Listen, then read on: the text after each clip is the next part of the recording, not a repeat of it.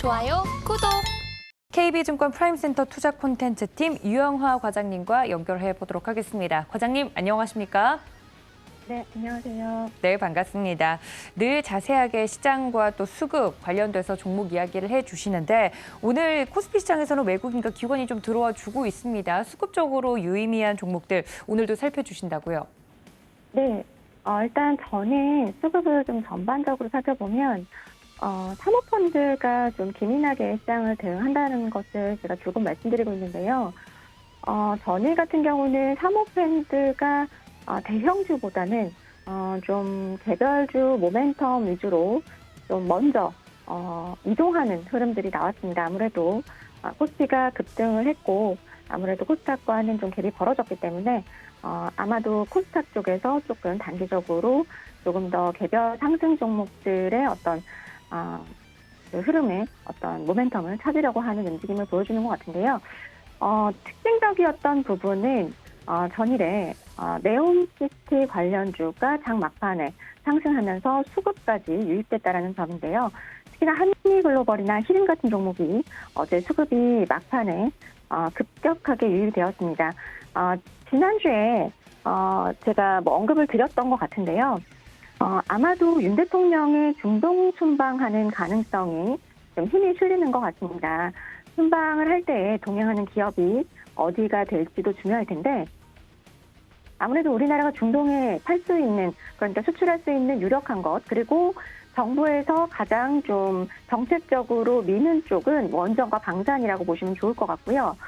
한국전력 같은 경우는 아마 포함이 될 것으로 예상이 되고 있고, 인프라 쪽에서는 한미글로벌이나 히림 정도로 아마 가능성을 염두에 두고 그 사모펀드가 먼저 선취매를 한 것으로 보여지고요. 아마도 한미글로벌이나 히림 같은 경우는 과거 사우디 때에도 또 포함이 됐었기 때문에 동행 가능성에 좀 무게를 두고 플레이를 하실 필요가 있지 않을까라고 판단할 수 있을 것 같고요. 여기다가 원전도 아까 이제 그 관심 섹터라고 말씀드렸는데 기관이 어제는 원전도 좀 매수를 했습니다. BHI나 두산 에너빌리티 쪽으로 수급이 들어왔고요. 아무래도 원전 주가가 좀 많이 오래 쉬었기 때문에 지금 같은 경우는 이제 수급적으로 작은 어떤 트리거, 모멘텀만으로도 탄력성은 좀 커질 수 있는 주가의 지금 위치라고 보시면 좋을 것 같고요. 아무래도 원전 쪽에서 베타가 큰 대장주는 BHI고요. 두산 에너빌리티 같은 경우도 대장주, 대형주 쪽에서는 대장주 역할을 해주고 있기 때문에 한국전력이 순방에 만약에 동행을 한다면 한전기술까지 이렇게 세 종목 주목해 보실 필요 있다라고 말씀드리겠습니다. 거기다가 제가 몇 주 전에 계속해서 이제 업데이트를 해드렸던 종목이긴 한데요. 제주은행입니다. 신년사에서도 디지털 전환에 대한 어떤 박차를 가할 것으로 예상이 되면서 또 주목을 받았었는데 어제는 CFD 계좌 중심으로 해가지고 수급이 좀 많이 유입이 되었어요.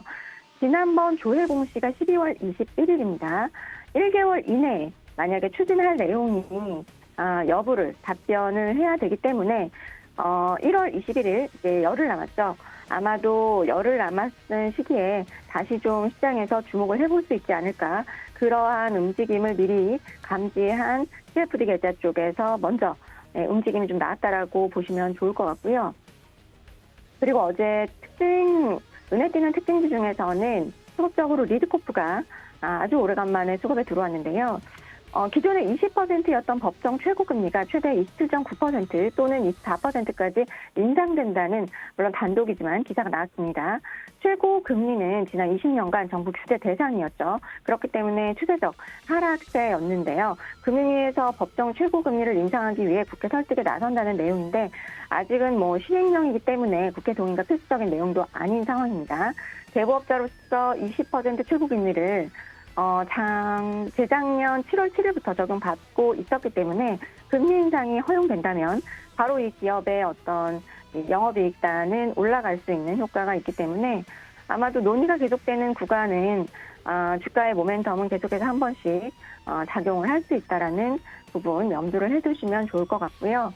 그리고 MLCC 관련주들이 좋습니다. 특히나 사막 컨덴서가 최근에 상승세를 돋보이게 나타내고 있는데 12월부터 수출 데이터가 일단 회복세를 보였고요. 중저가 MLCC 위주로 중국 경기가 돌아서면 좋아지긴 하겠지만 일단은 너무 좀 그 양치기 소년처럼 뭐 좋아질 것이다, 아니면 다시 좀 눌림목이 나오면서 계속해서 좀 설왕설래하던 종목이기 때문에 사람들이 좀 믿지 못하는 측면이 있었는데, 기관은 먼저 지금 움직이고 있습니다. 계속해서 수급 유입되고 있고요.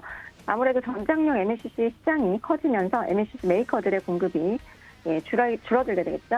그러면은 일반 중저가 MLCC 시장이 좋아졌던 18년과는 좀 다소 다른 상황이기 때문에 좀 아무래도 시장에서는 좀 그래도 과소평가를 했던 것 같은데, 기관들은 이것을 이용한 것 같아요. 이거 과소평가할 거 아니다라고 판단한 것 같고요. 또 최근에 MLCC 같은 경우는 이제 중국의 회복세에 대한 어떤 기대감으로 좀 상승세를 좀 이어가고 있다라고 한다면, MLCC가 좋아지면은 같이 좋아질 수 있는 수동 소자 업체가 있는데 아비코 전자라고 보시면 될 것 같고요. 아비코 전자 같은 경우는 이제 수동 소자도 하지만 이 사파이어 레피즈의 상반기, 특히나 2분기 아마 양산이 지금 기대가 되고 있는데, 그때가 되면 기판 쪽은 TLB, 그다음에 수동 소자는 아비코 전자 쪽으로 좀 대응하실 필요 있지 않을까. 그래서 산화 컨덴서랑 아비코 전자 챙겨보시면 좋을 것 같고요. 오늘도 로봇주 강합니다. 사실 이제 좀 히든으로 제가 오늘 이제 그 방송에서 말씀을 드리려고 했던 종목이었는데, 티라유텍이에요. 티라유텍인데 오늘 상한가를 가버렸더라고요. 티라유텍 같은 경우는 이제 본업은 스마트 팩토리인데 물적 분할로 이 티라 로보틱스라는 회사를 그 로봇 사업부를 물적 분할해서 지금 가지고 있습니다. 그렇기 때문에 뭐 시총 400억, 500억 되기 때문에 좀 시장에서 부각이 안 됐었는데, 아마도 이 부분이 시장에서 오늘 좀 부각이 되면 상한가를 간 것 같고요. 어제도 사실은 이제 그 기관 쪽에서 바스켓으로 뭐 뉴로메카, 레인보우 로보틱스, 제우스, SPG, SBB 테크까지 뭐 바스켓으로 계속해서 로봇을 담고 있습니다. 오늘도 강세 보여주고 있는데, 제가 볼 때는 이거 단순 테마가 아니기 때문에 이제는 글로벌 트렌드로 좀 보셔야 되지 않을까라고 계속해서 좀 강조드리고 있고요. 뭐 이제는 좀 저평가되어 있던 로봇주를 계속해서 좀 찾아내는 확산 국면으로 보시면 좋을 것 같아요. 그래서 급등을 많이 했기 때문에 저는 개인적으로 레인보우 로보틱스가 1조 원 가까이 됐을 때 한번 좀 쉬어가는 타이밍에서 다른 종목들도 좀 쉬어갈 수 있기 때문에 다소 매매에는 조금 유의하실 필요는 있다 보이고요. 그 다음에 이제 그 대한유화가 그 수급 상위 종목에 또 포착된 거 보이실 텐데, 이번 주 초반은 일단은 화학 쪽으로 매기가 좀 돌고 있습니다. 대한유화 같은 경우는 연기금 쪽에서 지금 많이 매수를 하고 있는데요. 사실 실적이 바닥 국면이기 때문에 이제 턴어라운드를 기대하는 쪽에서 수급이 먼저 들어오고 있다라고 보시면 될 것 같고요.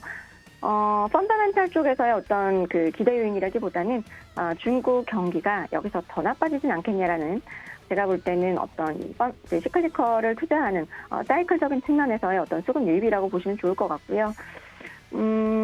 제가 볼 때는 뭐 대한유화는 당분간은 기관 쪽에서 좀 플레이를 계속 할 수 있지 않을까 예상해 볼 수 있을 것 같습니다. 좋아요, 구독!